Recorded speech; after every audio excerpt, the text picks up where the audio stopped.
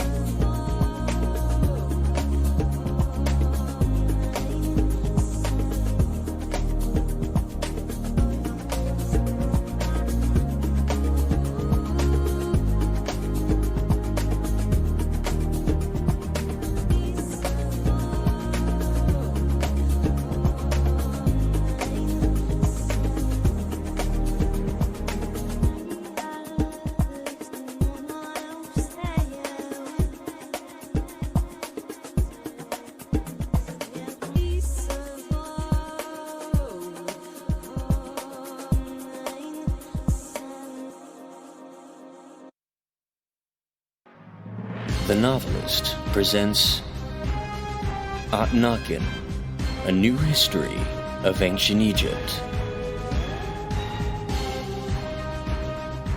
Now showing the mysteries of Admiral Lylak. Follow along with a copy of the book and stereo headphones. We're on Chapter 40.4. A storm arises. The sun no longer. You will glimpse into a universe that knows no bounds. Our story Begins on Chapter 40.4. Under this transcription, the Egyptians have cornered the peninsula Senhel through a pincer formation. The Golden Army prepares for entry at the doorstep as the naval fleet awaits their orders, ready to land on the southern coast. During this sequence, a strange series of mannerisms begin, and new conditions of chaos and magic are revealed within the laws of Senhel's reality.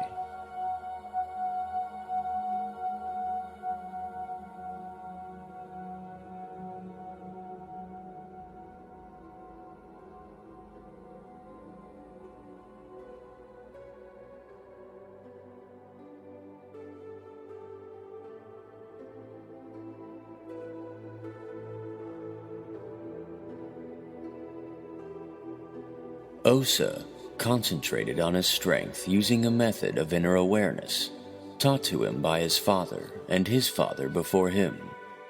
He heaved on the rope, desperately trying to free the sail from the tangled mass it had become. Just shy of a mile off coast, the Egyptians had announced their landing. It was then the water came alive. The storm raged on, violent in effect as its fuel was the venom of Senhel. It battered the ship and displayed no mercy as the force of ocean gods smashed into the Egyptian fleet. As time decayed, it was all the more apparent the fortress of the enthroned darkness would find nothing less than triumph, and we could only hope for a saving grace. The coming of the storm came all too quickly. Quietly, it descended upon us, and in an instant's time we were devoured by its wrath. I seized the rope, a desperate attempt to secure the high rise of the ship as the rain battered down. Osa, anchor the high rise. Admiral Lylak shouted. We will not be able to commence landing if we have gone topside. I screamed a response, but it was muffled through the rising winds. Admiral Lylak scampered toward the communicator, signaling a message to the Pharaoh.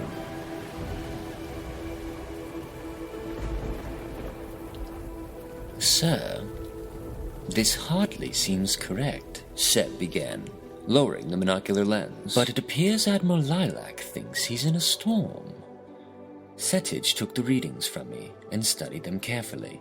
After a moment, he looked up at the ocean, as still as the sand beneath him. Bring this to the Lord Commandant at once. I took the parchment which bore my markings, symbols I could not believe I had written.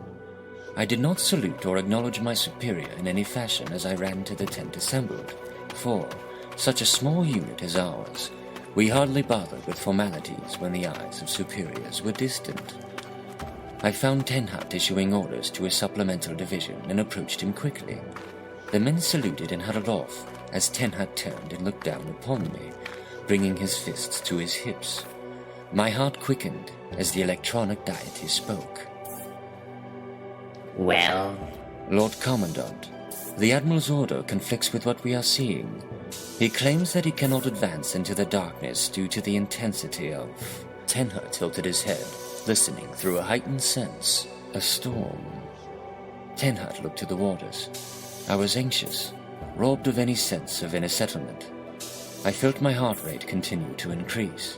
The precipice of Senhel left me with a layer of fog, a blur which swam through the reaches of my mind.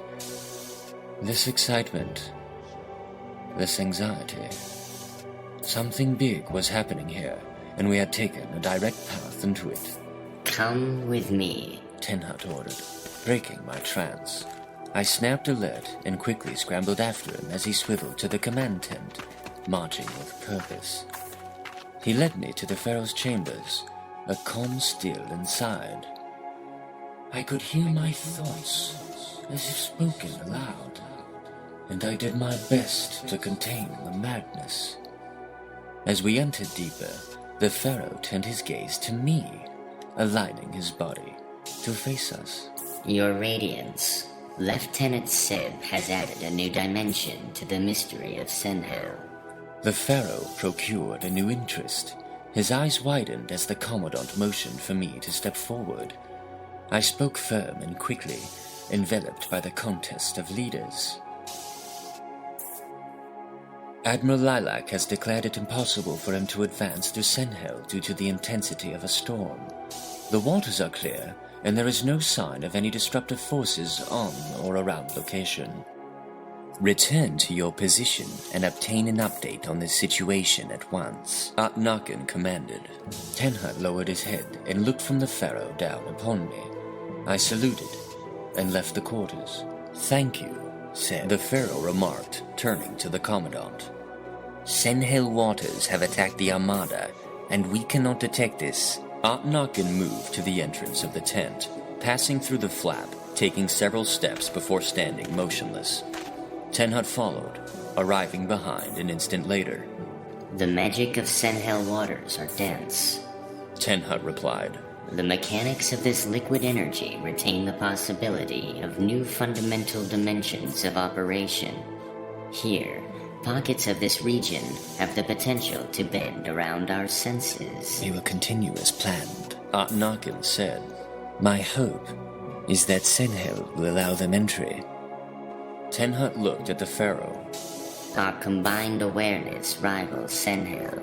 It will divert around us as we claim its reservoir of knowledge, Tenhut said. The source of Senhel is ours for the taking, Commandant, as we have planned so many cycles ago.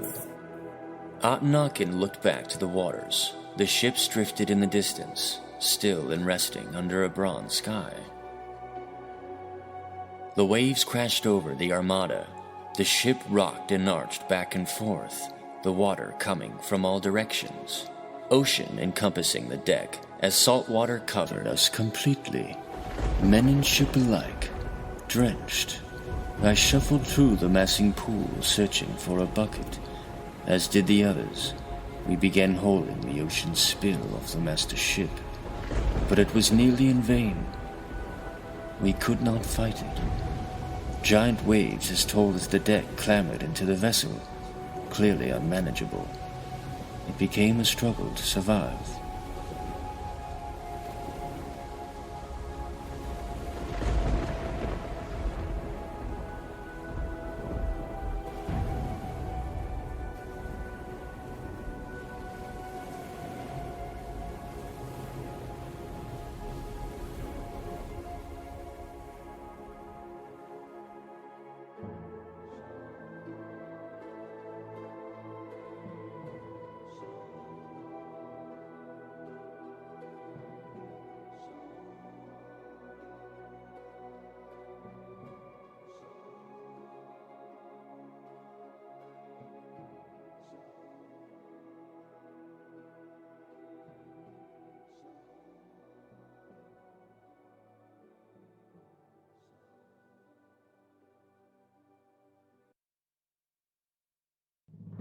The novelist presents ATINATKEN, a new history of ancient Egypt. Now showing the mysteries of Admiral Lylak. Follow along with a copy of the book and stereo headphones. We're on Chapter 41.4, Osa's Notion.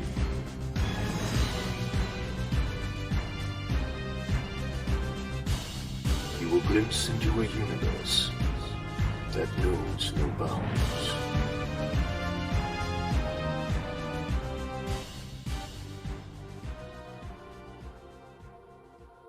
Our story begins On 41.4, Under this transcription, through an unforeseen turn of events, the first mark of Senhel's chaos has seamlessly come to an end. The new tide has made it possible for the advancement of the naval landing, as the Egyptians stand by, ready to pass through a foreboding darkness.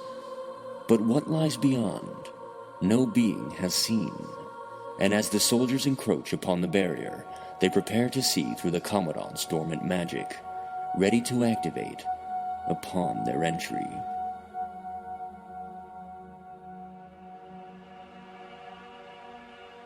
The storm subsided, a vortex of winds leaving only mist, and we complied with orders from ATINATKEN's ground forces.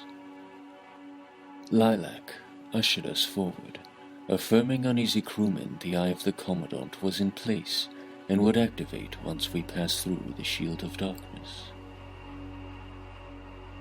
It sank the mighty reaches of the peninsula, a perfect great tower of an utter absence of light, concealing the entirety of the many thousand miles in the fringes of its waters. Our ship, gently parting the ocean before it, led the armada toward the bottom of the dreaming land. We moved slowly, and I watched our passing, marking our speed through our progression over starboard waters. If I survived, I would visit my love, the cedar fields west of Egyptia that glimmered on the doorway to the spirit of the woods. In truth, I felt as if I would never return. I would become lost in this place, Senhel. I'd die here. The blanket of blackness neared. Admiral Lylak enforced a slower pace, and I made my way to the bow of the ship. Standing behind the forward post, I peeked my head around as the towering sheet of darkness neared. I looked up to follow its endless lengths protruding through the cosmos, and as the shadow clawed upon the nose of the ship, my heart lifted, and Senhel enveloped us. I heard Lylak call out in the darkness, now cold. A new wind stirred, and I felt the ice of its alkaline grip. The splash from our anchor port side pummeled into the waters. A second's delay after the Admiral's order, our ship ceased movement. The pitch black prevailed several moments longer before our visions flickered. Steadying, we could all see something was wrong. The entire continent was no longer there. Instead, a collected landmass no more than a few miles in diameter, and many thousand times less than the might of Senhel. It was a collage of broken terrain, pockets of water integrated with the entire mass, glimmering under the clarity of starlight above. Starlight. Why the colors? My head rose to the beautiful verse. No longer distant spheres of ivory illuminations, their numbers were blossoming colors of the rainbow, whose delicate energies I felt spiraling into the web of our being. I gasped. The prolonged sound reached into the stillness. The cosmos was alive, and it spoke above Senhel, or the remnants thereof. My time to savor such an oscillation of elevations within my heart and mind, a strange vortex of feeling so ecstatic, one with thrill and wonder. They were broken quickly as fear migrated upon us. 7 oncoming, right ahead. I lowered my focus to deck level quickly. A crewman pointed to the forward area, and I saw them. 7 armored titans sulking toward us, rising from the waters. Some climbed onto the far end of the landmass, others phased into this reality. A blur in the empty space ahead, a writhing of lateral lines of black and gray as the entire outline shimmered, and a frequency announced the emergence. Now atop, the 7 advanced ever nearer. I could not calculate accurately, but from my current distance they appeared to tower well above 90 feet. Their forms bounced and rocked slowly, their dark armor reflecting both water and rainbow. The eyes, each among them, glowed a different color, Bright green and pink, yellow and blue, the geometric armor was synthesized in alien shapes of the triangular and diamond. They gripped large staves with a faint rim of some crystal light bordering the crown. A hum and rattle of frequencies through their movements, a blinkless eyesight, and the metallic gray of their armor plating gleamed so brilliant. I saw the forearms were bordered in light. It brought fear to us all. Wonder tangled with it. Turn back! A mate yelled. Those Latvians will pulverize this fleet beneath the ocean. I looked behind me, up at the Admiral on the command deck. He was motionless and he shivered. Quickly he succumbed to action as further within him directed our retreat. I nodded and rushed to oversee operations. In the midst of my work, I struggled to recall a more recent thought. What was it? Yes. I'd die here. The departure under the rainbow stars fell quickly upon the crewmen. With a manner of survival, quick and firm their motions were focused. Anchors retracted, sails dropped and shifted as the saving wind propelled the Egyptian fleet to safety farther south, away from Senhel and drifting aside the greater continent Sanheim.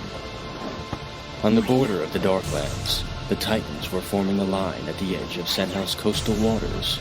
Osa looked up from his work, watching the last emerge through a thickening darkness as the energy fueling the Commandant's nocturnal spell dwindled from their now vacated position. The thundering of unnatural footsteps ceased as it found place with the others. One by one gears sounded as each positioned its stave in a unique, peculiar manner, and as Osa watched, he saw that it was a message. Some great authority denying their entry, and the sailors stared as electronic pulses and glowing auras projected from some source that swelled near the alien shoulders. It crashed into now steaming and ruptured currents from impact, deliberate strikes of high energy toward the fleet away.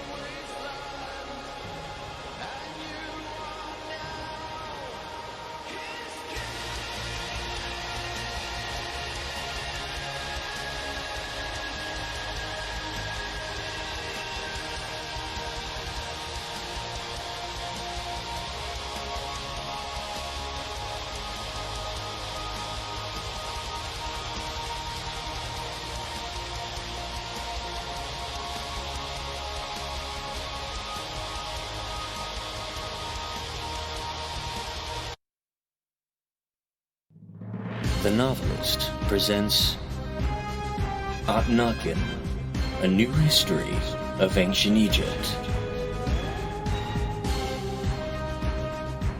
Now showing the mysteries of Admiral Lylak. Follow along with a copy of the book and stereo headphones. We're on Chapter 43.1, Egyptia abandons Lylak. You will glimpse into a universe that knows no bounds.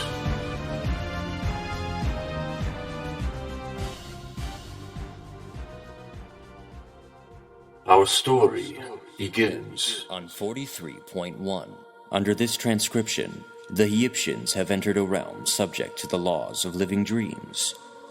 Moving to harvest the source of this unnatural state of affairs, the Pharaoh will use this energy to ascend to the next dimension, in that he may wield this power over the entire globe. ATINATKEN's army has just arrived at a rendezvous point to link with naval forces. But as this mysterious continent will show, everything is subject to change.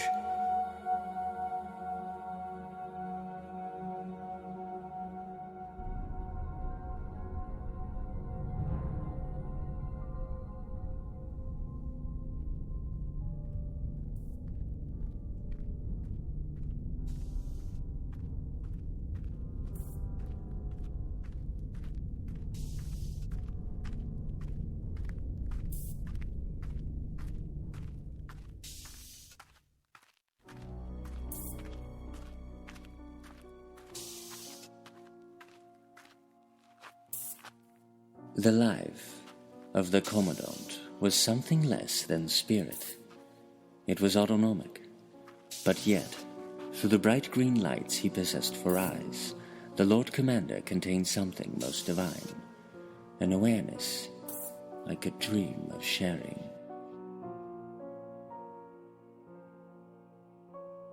I watched him from the safety of numbers, standing in formation with the brothers of my region.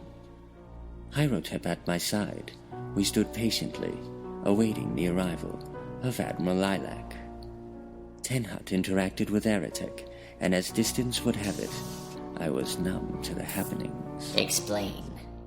My lord, I mean just as I have spoken. What are you implying? Where are Admiral Lylak's reinforcements? He is simply not there, sir. Are you forgetting something, Aratek? Tenhut said defiantly. The scout looked uncertain. That is well over 16,000 men. Tenhut turned, rage in step, as he stomped toward the Pharaoh. ATINATKEN stared at the horizon, transfixed by future prospects, readjusting his focus as Tenhut arrived alongside. Yes, Lord Commander, ATINATKEN said. He threw a handful of seeds into his mouth and grinded his jaw together appropriately. Tell me what has happened. The Ibirds report an absence of the naval fleet. Aratek has yet to locate the troops, and they have failed to identify any ships near the ocean front. Yes. I considered this a possibility, ATINATKEN replied, funneling more seeds into his mouth. Given the current situation, we must remain a collective. Tenhut said. We should have called for their landing at the border. I did not project nor foresee the storm intensifying. Perhaps the storm was not the cause for their loss, ATINATKEN suggested. What do you believe became of Lylak? The Pharaoh exhaled. Those of the ocean are lost. Only insanity would permit us to go astray from our path to the source. Tenhut was quiet as he thought a moment. His disappearance is of no concern to us. That is correct, Commandant. We have made but a slight advance into the Darklands, and there remains a great distance to be traveled. We cannot expend any men, not now. Heil. Tenhut said, lowering his head. He looked to Scarge and motioned for the army to resume course. Tenhut turned his head back to the Pharaoh, the light from the black sun reflected from his cosmetic eyelids, the material appearing to be one with the mask itself. ATINATKEN expected them to open, revealing his green eyes in the darkness, yet no lights penetrated forth. If the source can be acquired without the additional garrisons from Lylak's armada, we shall continue forward at once. Tenhut said. Those who will something wish to remain in safety, never realizing that if their drive is sufficient enough, they can obtain their desire through any means, so long as it remains true. You do not know uncertainty, ATINATKEN, even from our current epilogue. The Pharaoh glanced at the Commandant. Have I ever? Your radiance has shown us only light. Your Excellency obtains all he has willed. That is correct, Tin Hat. ATINATKEN studied him, raising a small branch of raspberries to his mouth. What is your will? He savored the flavors before placing the stem aside. Insight, 1 of gold. ATINATKEN nodded. The army proceeded without the naval fleet, ATINATKEN refusing to be pestered with such a lengthy distraction. The Pharaoh would advance without a further increase to his numbers, and he would take the source of Senhel without Lylak's supplemental addition. They marched toward the beacon that only the Magicist could sense, yet still, those not adept to the forces of energy felt a peculiar presence far ahead, intensifying as they drew nearer. Our travels enduring without struggle, we continued forward, wary of our ever-changing surroundings. We marched for several hours before the arrival of an event. It would mark the fragmentation of my garrison and the death of an awareness I carried for so long.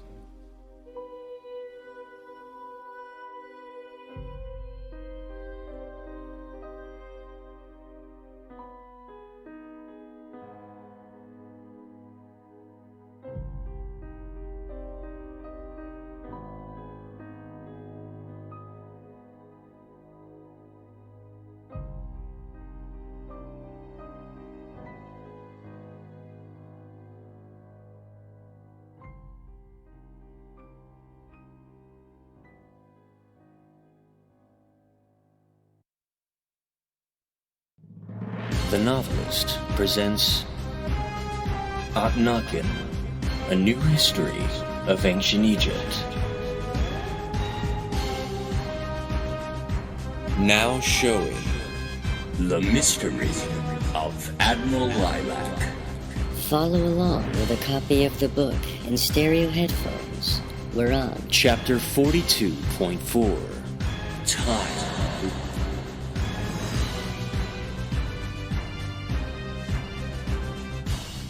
You will glimpse into a universe that knows no bounds.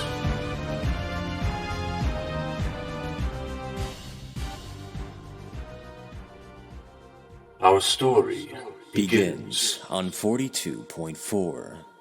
Under this transcription, the Egyptian naval fleet has just evaded a tide of otherworldly forces, guardians to the deeper affairs of Senhel. The Egyptian fleet retreats farther south, away from the promise of an unknown adversary. But as they continue on their voyage, they see what Senhel has given them. Something immaterial that they can never give back.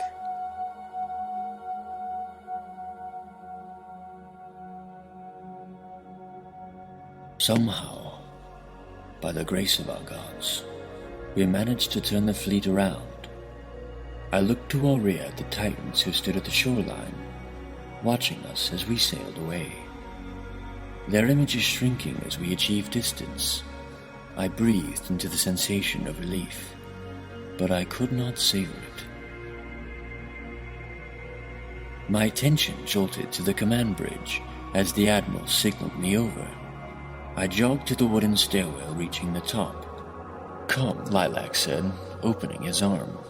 I stood beside him as we connected. His arm draped my shoulders as he ushered me starboard, now facing the continent we inhabited. "Tell me, what do you see?" I looked at the shoreline, feeling the wind around me, inhaling the fresh harvest of its cool bounty. I could taste the sea, hearing the churning beneath, as I was peppered with cold droplets of the infinity below. "I see." "Keep staring," Lylak advised. I nodded, maintaining my sight upon direction, and a most peculiar rise overcame me, my eyes themselves straining to accept what my mind had just affirmed. I shook away the notion, attempting to focus solely on my senses, but the insanity returned. Of course I'm right. The terrain is repeating. How is this possible? Did we not heed the Lord Commander's warning? Lylak said, a playful mask to the uncertain. I am aware of the Commandant's broadcasts, but still. I looked at Lylak. How is this possible? Lylak let the mask of settlement escape for a moment, as his face now showed the worry that afflicted them all. He took a breath and smiled, looking to the looping image of the coastline.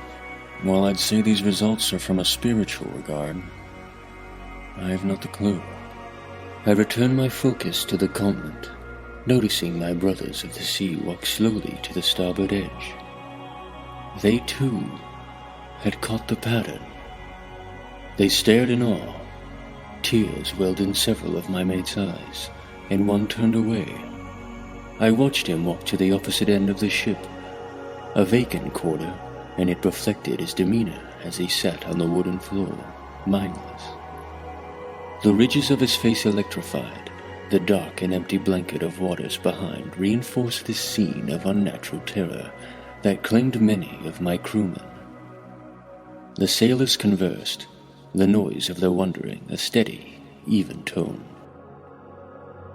My mate, Asashesa, looked at us. He called out, Well? One by one, the eyes of our crew looked up to us. We paced to the railing that overlooked the deck as the men waited. Lost. I could see it in their eyes. Each man broken. Each heart stripped to the barren core. Lylak paused, and his eyes fell beneath him as he brought his fist to his mouth. He looked up at the men. We continue forward. I cannot risk our demise by an absent purpose.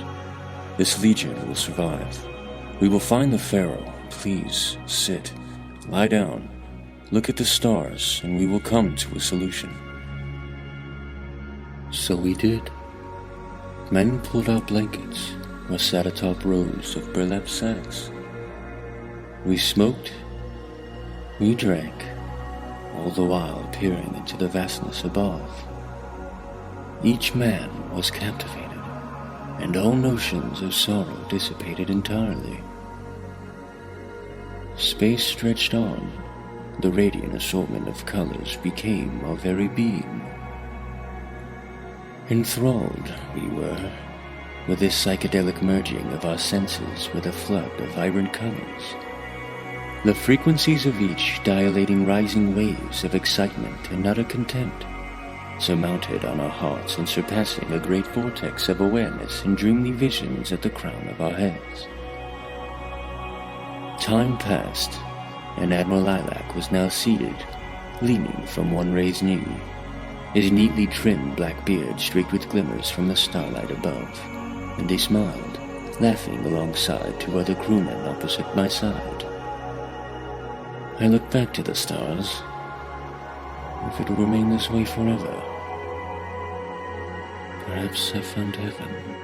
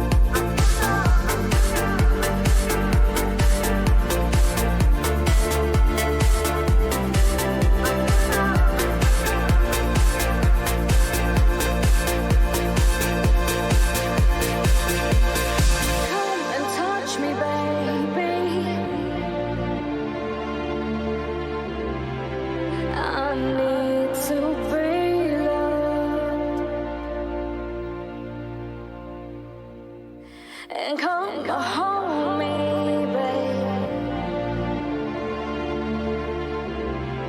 I need to feel love. I need to feel love. And come catch a fire. Don't let me fade away. And come catch a fire, baby. Don't let me fade away. Come catch a fire.